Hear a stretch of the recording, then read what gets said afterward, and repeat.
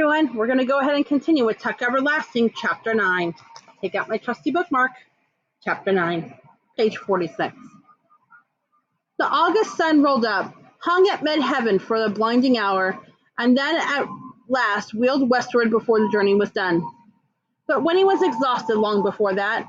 Miles carried her some of the way. The tops of her cheeks were bright pink with sunburn, her nose a vivid comic red, but she had been rescued from a more serious broiling by May, who had finally insisted that she wear the blue straw hat. It came down far over her ears and gave her a clownish appearance, but that the shade from its brim was so welcome that Winnie put vanity aside and dozed gratefully in Miles's strong arms, her own arms wound around his neck. The pastures, fields, and scrubby groves they crossed were vigorous with bees, and crickets leapt before them as if each step released a spring and flung them up like pebbles. But everything else was motionless, dry as biscuit, on the brink of burning,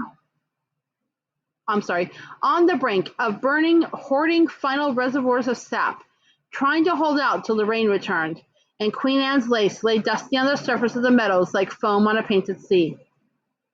It was amazing then to climb the long hill, to see ahead another hill, and beyond that the deep green of a scattered pine forest, and as you climbed, to feel the air ease and soften.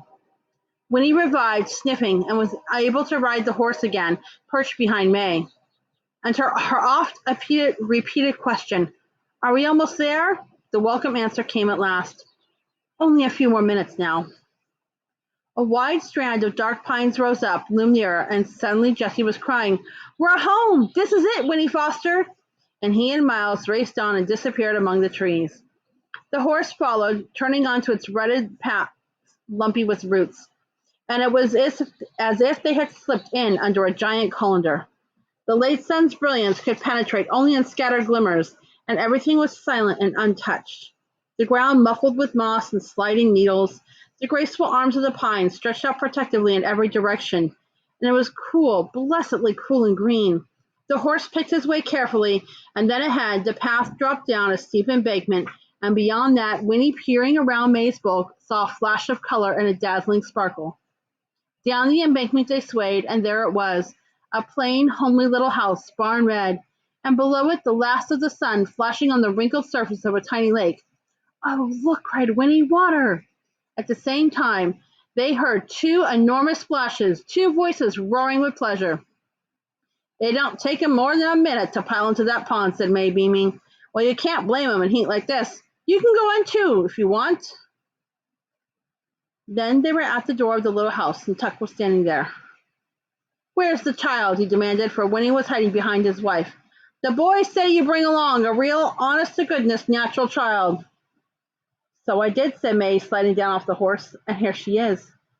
Winnie's shyness returned at once when she saw the big man with his sad face and baggy trousers, but he gazed at her. The warm, pleasing feeling spread through her again. For Tuck's head tilted to one side, his eyes went soft, and the gentlest smile in the world displaced the melancholy creases of his cheeks. He reached up to lift her from the horse's back, and he said, "There's just no words to tell you how happy I am to see you. It's the finest thing that's happened in—" He interrupted himself, sitting Winnie on the ground, and turned to May. "Does she know?" "Of course she knows," said May. "That's why I brung her back. Winnie, here's my husband, Angus Tuck. Tuck, meet Winnie Foster."